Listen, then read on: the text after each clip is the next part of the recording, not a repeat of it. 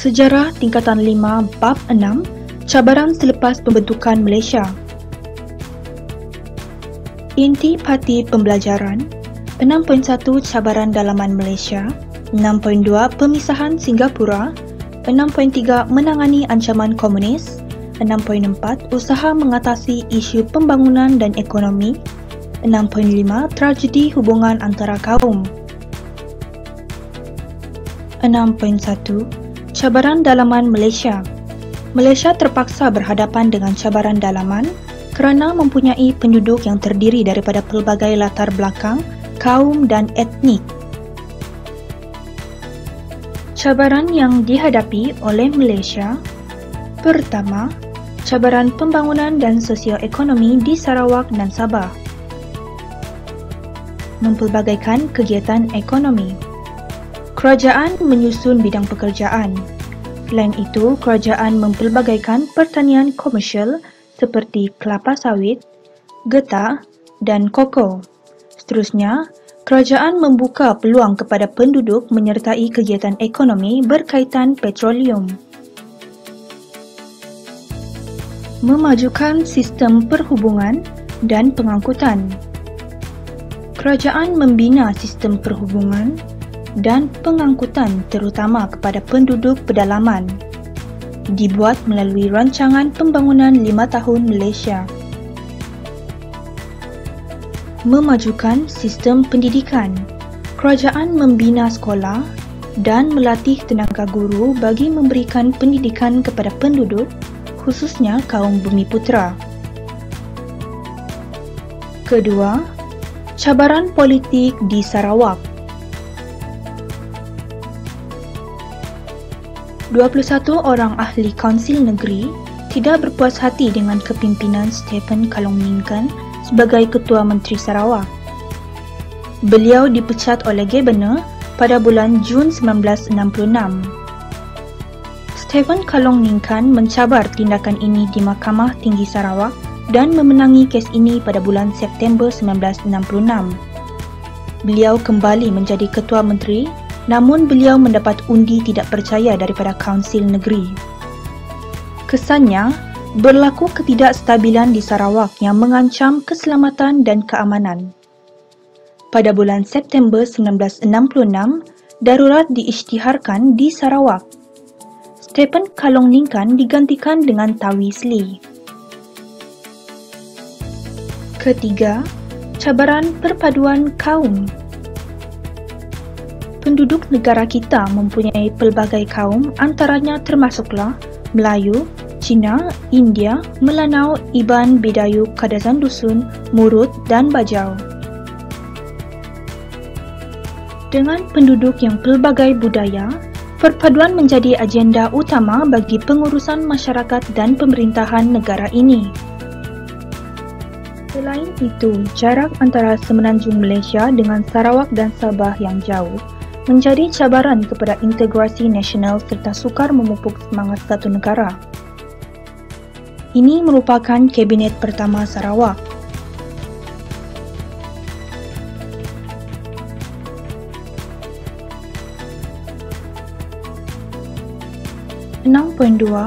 Pemisahan Singapura.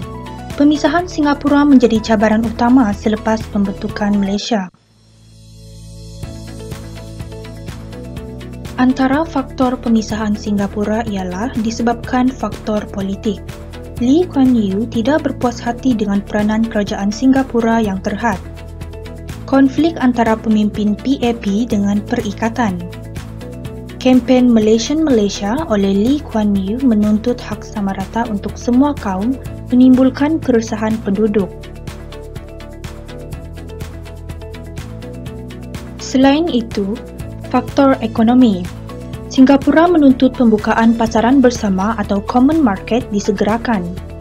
Singapura tidak berpuas hati dengan cadangan tambahan cukai yang perlu diberikan kepada kerajaan persekutuan. Singapura mahu mengenakan kadar faedah terhadap sebahagian daripada pinjaman sebanyak 150 juta kepada kerajaan persekutuan untuk pembangunan Sarawak dan Sabah. Seterusnya, masalah perkauman. Kerusuhan kaum telah berlaku di Singapura pada 21 Julai 1964 yang menimbulkan ketegangan kaum. Kerusuhan ini berlaku ekoran daripada usaha menuntut persamaan hak yang sama rata bagi semua kaum. Perkara ini menjadi isu antara kaum. Pemisahan Singapura daripada Malaysia. Pada 29 Jun 1965, kegagalan rundingan Tun Abdul Razak Husin dengan Lee Kuan Yew. 1 Julai 1965, setelah rundingan tidak berjaya, Tunku Abdul Rahman mengarahkan Tun Abdul Razak Husin bermesyuarat dengan beberapa menteri bertujuan berbincang mengenai pemisahan. Awal Ogos 1965, rancangan pemisahan telah mendapat persetujuan dalam mesyuarat khas Kabinet Malaysia. Pada 7 Ogos 1965, Tunku Abdul Rahman dan Lee Kuan Yew menandatangani persetujuan untuk Singapura keluar daripada Malaysia. Pada 9 Ogos 1965, Tunku Abdul Rahman Putra Al-Haj membawa usul pemisahan Singapura ke dalam Parlimen Malaysia. Parlimen meluluskan rang undang-undang pemisahan Singapura. 6.3 Menangani ancaman komunis. Kegiatan komunis menjadi ancaman kepada keselamatan negara sejak sebelum merdeka. Kegiatan yang dilakukan komunis termasuklah melakukan serangan bersenjata terhadap pasukan keselamatan, menyerap masuk ideologi komunis, dan melakukan kegiatan sabotaj terhadap kemudahan awam. Terdapat dua kawasan yang menjadi ancaman komunis. Yang pertama, ancaman keselamatan di Sarawak. Gerakan komunis di Sarawak bermula sejak pendudukan Jepun oleh CCO. Bahagian pertama dan ketiga di Sarawak menjadi sasaran utama komunis. Komunis melakukan kegiatan serangan terhadap orang awam. Yang kedua, ancaman keselamatan di Semenanjung Malaysia. Parti Komunis Malaya PKM meneruskan kegiatan mengancam keselamatan di Semenanjung Malaysia. PKM bertindak agresif dengan menyerang anggota keselamatan dan orang awam serta memusnahkan kemudahan awam. Ancaman keselamatan di Sarawak. Komunis melakukan ancaman melalui dua cara. Antara satu ialah gerakan politik. Gerakan komunis yang terlibat dalam politik menentang gagasan Malaysia. Pelibatan mereka menyebabkan kerajaan Sarawak memburu dan menangkap ahli yang terlibat. Mereka kemudiannya melarikan diri ke Kalimantan dan membentuk Parti Komunis Kalimantan Utara. Parti ini meneruskan penentangan melalui Pasukan Rakyat Kalimantan Utara dan Pasukan Gerila Rakyat Sarawak untuk membentuk Republik Komunis di Sarawak. Seterusnya, serangan bersenjata. Pada 5 Ogos 1952, Gerakan Komunis telah menyerang kawasan Batu Kitang, Sarawak yang menandakan permulaan serangan komunis terhadap orang awam. Kerajaan telah melaksanakan dua kaedah bagi mengatasi ancaman tersebut. Yang pertama, gerakan perang saraf. Pihak berkuasa mengambil langkah seperti mengadakan perhimpunan awam dengan memberikan kesedaran terhadap bahayanya ancaman komunis, menyebarkan risalah untuk menyampaikan maklumat tentang bahayanya ancaman komunis dan menanamkan kebencian terhadap komunis, mengisytiharkan kawasan putih yang bebas daripada ancaman komunis, tawaran program pengampunan kepada anggota komunis, dan juga pembangunan infrastruktur dengan menyediakan kemudahan perhubungan yang lebih baik kepada penduduk. Seterusnya, terdapat juga beberapa operasi ketenteraan dijalankan, yaitu Operasi Hammer 1965 di bahagian pertama, Operasi oleh Reskem pula dilaksanakan di bahagian ketiga, seterusnya Operasi Sri Aman dilancarkan di bahagian kedua. Semua operasi ini berjaya melemahkan gerakan komunis di Sarawak. Langkah bagi membanteras ancaman komunis. Pada 6 Julai 1965, Operasi Hammer dilancarkan. 3 kampung baru dibuka di bahagian pertama. Pada 8 Ogos 1969, operasi besar-besaran bagi rampasan senjata di bahagian ketiga. Seterusnya, pada 24 Februari 1970, Operasi Jala Raja di Nonok, Asajaya, bahagian pertama. 8 Ogos 1971, Operasi Ngayau dilancarkan di bahagian ketiga. 26 Mac 1972, Rajang Area Security Command RESCOM dibentuk di bahagian ketiga. 21 Oktober 1973, Operasi Sri Aman dilancarkan. Seterusnya, 4 Julai 1974, Operasi Sri Aman ditamatkan. Anggota komunis menyerah diri. Akhir sekali, pada 17 Oktober 1990, perjanjian damai menamatkan ancaman komunis yang diadakan antara pihak komunis dengan Kerajaan Sarawak. Ancaman keselamatan di Semenanjung Malaysia. Yang pertama, pembunuhan anggota keselamatan dan orang awam. Komunis telah melakukan serang hendap terhadap pasukan keselamatan. Kemuncak ancaman komunis ialah pembunuhan pegawai kanan polis. Pada 17 Jun 1968, PKM telah melakukan serang hendap terhadap pasukan keselamatan di Kroh Perak yang mengorbankan seramai 16 anggota keselamatan. Pada 7 Jun 1974 pula, Gerakan Komunis telah menembak mati Ketua Polis Negara iaitu Tan Sri Abdul Rahman Hashim di Kuala Lumpur. Seterusnya, pada 13 November 1975, Komunis telah menembak mati Ketua Polis Negeri Perak iaitu Tan Sri Koo Chong Kong dan pemandunya di Ipoh. Selain itu, orang awam dan kemudahan awam turut menjadi sasaran komunis. Pada bulan Julai 1969, seorang wanita diseksa sehingga mati di Sintok, Kedah. Periuk api dipasang di sepanjang Jalan Changlun, Kedah. Jalan raya dan jambatan kereta api pula diletupkan. Yang kedua, pengeboman Tugu Negara. Pada pagi 26 Ogos 1975, PKM telah meletupkan Tugu Negara di Kuala Lumpur. Tindakan mengebom tempat awam menimbulkan kemarahan rakyat terhadap komunis dan menuntut kerajaan mengambil tindakan tegas termasuklah mengenakan Akta Keselamatan Dalam Negeri. Pihak keselamatan telah mengambil langkah memperkuat perkhidmatan perisikan untuk mengawasi kegiatan komunis.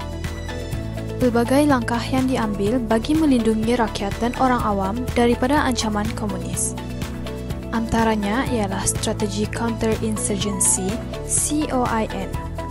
Langkah ini merupakan usaha keselamatan dan pembangunan untuk memenangi hati dan fikiran rakyat bagi menyokong agenda dan dasar kerajaan memerangi komunis.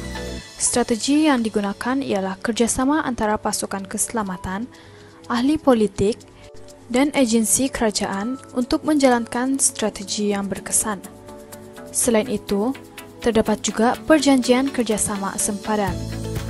Usaha membanteras komunis menghadapi masalah kerana mereka membina kemah di luar sempadan negara. Oleh itu, langkah utama yang diambil seperti mengadakan persefahaman antara kerajaan Malaysia dengan kerajaan Thailand melalui perjanjian kerjasama sempadan memerangi komunis 1976 di Thailand. Antara langkah yang dijalankan termasuklah membina pagar sempadan dan operasi bersama. Perjanjian Hat Yai pula diadakan pada 2 Disember 1989 di Hat Yai, Thailand antara PKM, Malaysia dan Thailand. 6.4 Isu pembangunan dan ekonomi. Kerajaan telah membentuk rancangan pembangunan 5 tahun bagi memastikan usaha pembangunan dan ekonomi nasional dapat dilaksanakan di semua negeri.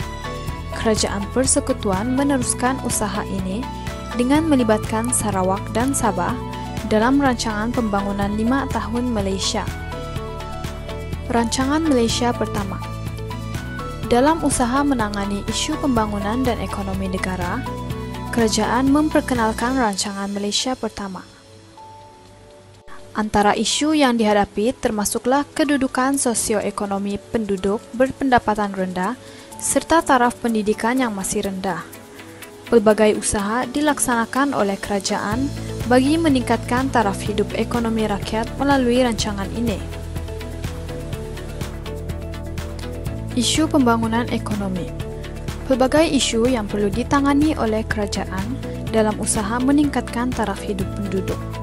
Isu yang pertama ialah terlalu bergantung pada ekspor getah dan biji timah, kejatuhan harga bahan mentah, penduduk yang terlibat dalam bidang pertanian masih ketinggalan terutamanya dalam penggunaan teknologi dan peralatan, petani masih merupakan golongan yang berpendapatan rendah, dan juga pertanian komersial lain masih kurang diusahakan oleh petani.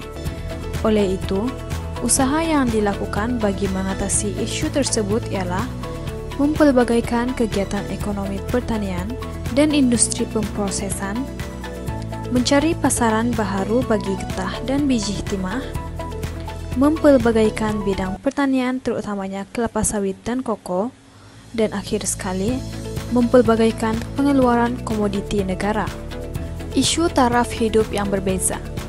Usaha yang dilakukan bagi mengatasi ialah melancarkan program pembangunan negara berasaskan satu rancangan bersepadu, menggerakkan aktiviti perkilangan dan pembuatan negara dengan membuka kawasan baharu, mempercepat integrasi dalam kalangan penduduk dan negeri di Malaysia, dan juga mendapatkan bantuan daripada Bank Dunia.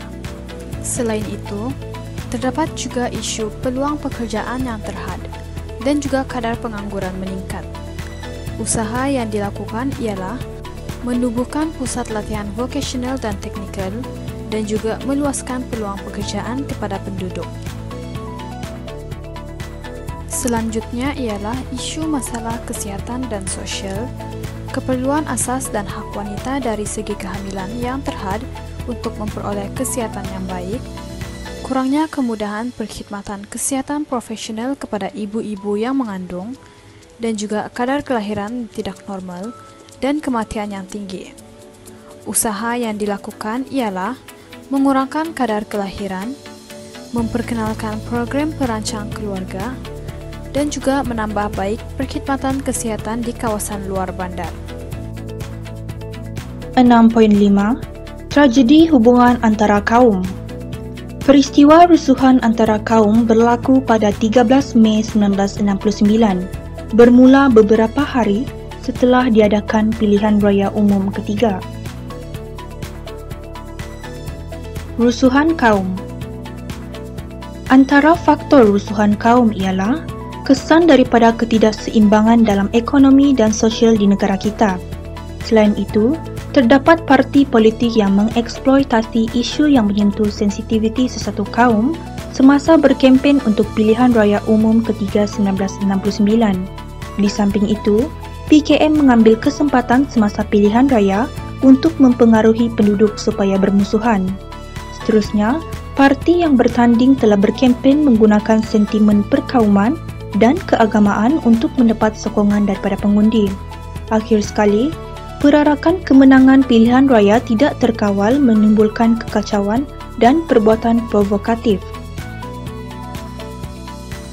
Langkah yang diambil bagi mengatasi masalah peristiwa 13 Mei 1969.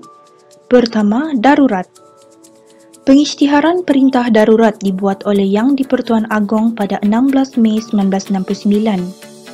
Antara perkara yang diputuskan termasuklah perlembagaan digantung manakala parlimen ditangguh, pusat perlindungan diwujudkan, pihak polis menguatkuasakan perintah berkurung, penubuhan jawatan kuasa bertugas untuk menyusun semula perkhidmatan penerangan kerajaan. Semua berita daripada pihak media ditapis untuk memastikan kesahihannya.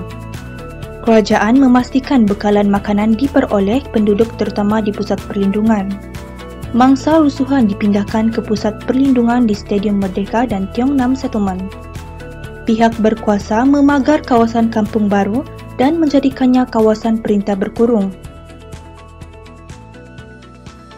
Langkah yang kedua ialah Majlis Gerakan Negara atau Mageran. Yang di-Pertuan Agong memperkenankan penubuhan Majlis Gerakan Negara Mageran yang dipengerusikan oleh Tunku Abdul Razak Husin. Ahlinya turut terdiri daripada pegawai perkhidmatan awam, pegawai tinggi polis dan tentera. Mageran diberi kuasa memerintah semasa darurat dari 16 Mei 1969 hingga 23 Februari 1971. Antara tanggungjawab Mageran termasuklah mengembalikan keamanan dan undang-undang, menentukan pentadbiran yang licin dalam negara, mengembalikan keharmonian dan kepercayaan antara kaum dalam negara, menggantung sementara penerbitan semua akhbar sehingga keadaan negara kembali tenang, menguatkuasakan Akta Hasutan 1948, Jabatan Penerangan menapis berita palsu dan menerangkan usaha kerajaan. Ahli mageran bergambar di perkarangan Parlimen pada 7 Februari 1971. Langkah seterusnya pula ialah peranan raja. Raja-raja Melayu turut memainkan peranan dalam usaha memulihkan keadaan negara. Sultan Perak, Sultan Idris Iskandar Shah II menasihati rakyat agar menjaga keamanan. Berikutan itu, pemimpin masyarakat dan politik negeri Perak menubuhkan jawatan kuasa muhibah. Jawatan kuasa ini menulis surat merayu penduduk agar bertenang dan membantu negara mengekalkan keamanan. Di negeri-negeri lain pula, raja turut meminta rakyat agar bertenang dan mematuhi undang-undang.